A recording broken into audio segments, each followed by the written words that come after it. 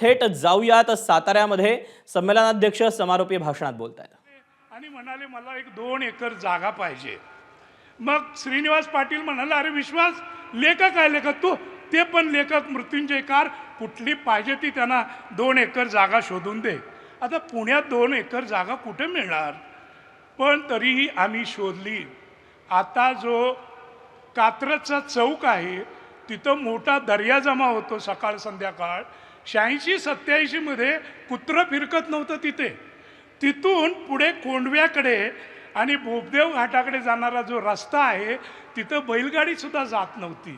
मी शिवाजी दादांना बरोबर घेतलं, कोंडव्याच्या आजूबाजूला 2 एकर जमीन बघितली आणि सांगितलं दादा पसंत करा।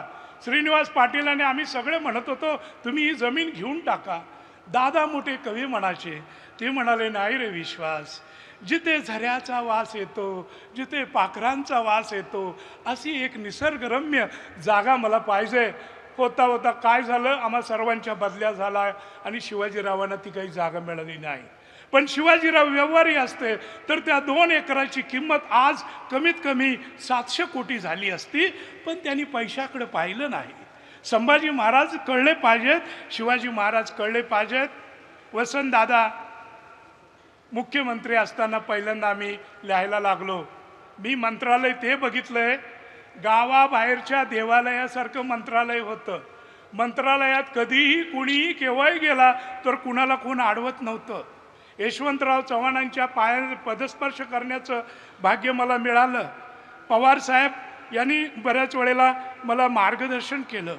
पण लेखक म्हणून मला भेटलेली आरंभीच्या काळातली माणसं, दिलीप कुमार भारताचा नटसम्राट, मी फिल्म सिटीमध्ये असताना 3.5 वर्ष त्यांचा सहवास मिळाला। नौशाद असतील, संगीतकार इलिया राजा असतील, कहाँ से कहाँ गए लोग। आता ज्या बाळासाहेब ठाकरेंचं नाव एकनाथ शिंदे सुद्धा घेतात, त्या बाळासाहेब ठाकरेंचा आणि माझा जवळचा संबंध होता।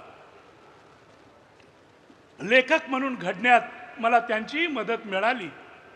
मराठी भाषा कशी उत्तम आहे हे जर कळायचं असेल तर प्रबोधन ठाकरे आणि प्रतापसिंह आणि रंगो बापूजी हा सातारचा जो इतिहास लिहिलेला आहे तो तुम्ही मुद्दाम समजून घ्यायला हवा, तो तुम्ही मुद्दाम वाचा।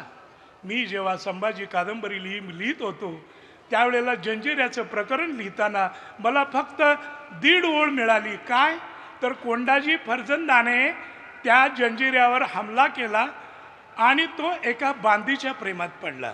म्हणजे ती मुस्लिम होती की नाही हेही कुणाला माहिती नाही। आणि त्या 1.5 ओळीवर जंजिरा जंजिरा नावाचं प्रकरण मी लिहिलं, 60 पानांचं प्रकरण। बाळासाहेबांना कोणीतरी सांगितलं, त्यांनी मला अलिबागवरून बोलावून घेतलं आणि ते संपूर्ण 60 पानाचं प्रकरण माझ्याकडनं मातोश्रीच्या 2ऱ्या मजल्यावर वाचून घेतलं आणि सांगितलं एवढं जबरदस्त तू लिहिलेलं आहेस बाळा की कादंबरी तुझी येण्याआधी हे माझ्या सामनाच्या दिवाळी अंकामध्ये यायला पाहिजे। आणि आलं।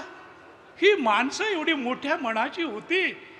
मला ते दिवस आठवतात। मुद्दाम सांगावंसं वाटतं की विलासराव देशमुख यांचा लातूरमध्ये पराभव झाला। विलासराव अतिशय दुःखी होते की लातूरमध्ये माझा पराभव का व्हावा। एका दिवाळी अंकात मी लिहिलंय बाळासाहेब नावाचा लेख। तर ते बाळासाहेबांच्याकडे आले आणि शिवसेनेमध्ये प्रवेश करावा अशी त्यांची इच्छा होती।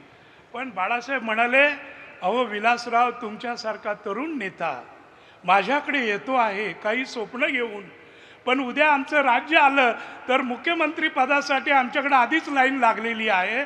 माझ्याकडे येण्यामध्ये तुमचं नुकसान आहे, फायदा नाही। आणि त्यांनी सांगितलं की पूर्वी आम्ही पनवेलीत राहत होतो। पनवेली म्हणजे पूर्वीची पनवेली, आता पनवेल। आणि पनवेल हे तळ्यांचं गाव होतं। मोठी तळी असायची आणि त्याच्यामध्ये कमळाची फुलं असायची। मग आमचे दादा म्हणजे प्रबोधनकार सांगायचे की बाळ तू त्या तळ्यातून पांढरी फुलं आण, तू पिवळी फुलं आण। त्याची मला आज आठवण येते विलासराव। मला असं वाटतं की तुमच्या जीवनाचं कमळ हे काँग्रेसच्या गाळातच एक दिवस फुलेल, आमच्याकडे येऊन उपयोग नाही। त्या वसंतरावांच्या काळात मंत्रालय देवळासारखं होतं असं संमेलनाध्यक्ष विश्वास पाटील यांनी म्हटलेलं आहे। एबीपी माझा, उघडा डोळे बघा नीट.